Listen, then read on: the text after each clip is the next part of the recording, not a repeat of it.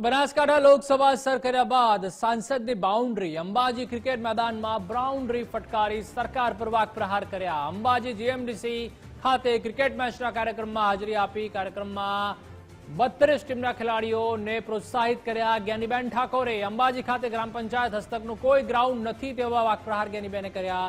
સરકારી શાળાઓમાં વ્યાયામના શિક્ષક પણ નથી। વ્યાયામના શિક્ષકની ઘટને લીધે શાળાઓની કફોડી હાલત બની છે તેવું જ્ઞાનીબેને કહ્યું।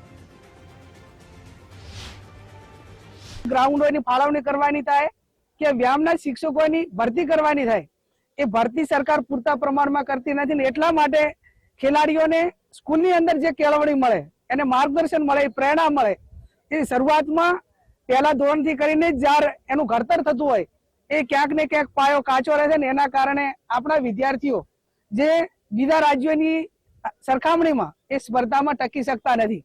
એટલે હું રાજ્ય સરકાર પાસે અપેક્ષા રાખું કે સમગ્ર તમને ઉદ્યોગપતિઓને આપવા માટે જમીનો મળે છે, તમને બીજા ખર્ચા કરવા માટે કરોડો રૂપિયા મળે છે, મુબારક છે એમાં તમને જે કઈ હોય, પણ તમે થોડું આવનાર પેઢી માટે કરીને પણ ક્યાં ગ્રાઉન્ડ માટેની વાત હોય કે વ્યાયામના શિક્ષકો ભરવાની વાત હોય, જાહેરાત પડે તો એની અંદર હજારો અરજીઓ આવતી હોય છે, કઈ એ પૈકીના આપણી પાસે વિદ્યાર્થીઓ કે નોકરિયાત જે બેકાર રોજગાર કહેવાય એ નથી એવું પણ નથી, પણ સરકારની ઈચ્છા શક્તિના અભાવના કારણે ક્યાંક ને ક્યાંક આ વસ્તુની ખોટ એ સમગ્ર રાજ્યની અંદર વર્તાઈ રહી છે।